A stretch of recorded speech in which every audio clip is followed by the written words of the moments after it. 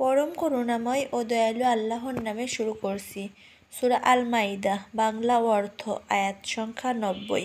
হে মুমিনগণ, নিশ্চয়ই মদ, জুয়া, প্রতিমা, দেবী ও ভাগ্য নির্ধারক তীরসমূহ তো নাপাক, শয়তানের কর্ম। সুতরাং তোমরা তা পরিহার করো যাতে তোমরা সফলকাম হও। আয়াত সংখ্যা 91। শয়তান শুধু মদ ও জুয়া দ্বারা তোমাদের মধ্যে শত্রুতা ও বিদ্বেষ সঞ্চার করতে চায়, আর চায় আল্লাহর স্মরণ ও সালাত থেকে তোমাদের বাধা দিতে। অতএব তোমরা কি বিরত হবে না?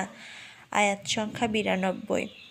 আর তোমরা আল্লাহর অনুগত্য করো এবং অনুগত্য করো রাসূলের, আর সাবধান হও।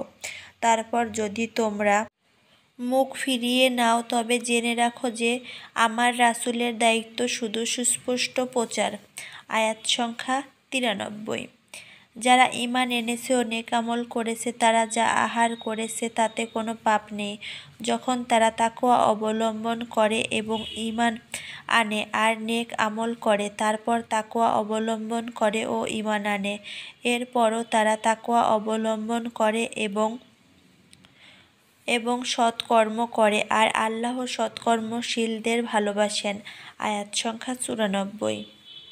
হে মুমিনগণ, অবশ্যই আল্লাহ তোমাদেরকে পরীক্ষা করবেন শিকারের এমন বস্তু দ্বারা তোমাদের হাত ও বর্শা যার নাগাল পায়, যাতে আল্লাহ জেনে নেন কে তাকে গায়েবের সাথে ভয় করে। সুতরাং এরপর যে সীমালঙ্ঘন করবে তার জন্য রয়েছে যন্ত্রণাদায়ক আযাব। আয়াত সংখ্যা 95। হে মুমিনগণ, ইহরামে থাকা অবস্থায় তোমরা শিকারকে হত্যা করো না, এবং যে তোমাদের মধ্যে ইচ্ছাকৃতভাবে তা হত্যা করবে তার বিনিময় হলো যা হত্যা করেছে তার অনুরূপ গৃহপালিত পশু যার ফয়সালা করবে তোমাদের মধ্যে দুজন ন্যায়পরায়ণ লোক। কুরবানির জন্তু হিসেবে কাবায় পৌঁছতে হবে, অথবা মিসকিনকে খাবার দানের কাফফারা কিংবা সমসংখ্যক সিয়াম পালন, যাতে সে নিজ কর্মের শাস্তি আস্বাদন করে। যা গত হয়েছে তা আল্লাহ ক্ষমা করেছেন। যে পুনরায় করবে আল্লাহ তার থেকে প্রতিশোধ নেবেন, আর আল্লাহ মহাপরাক্রমশালী, প্রতিশোধ গ্রহণকারী।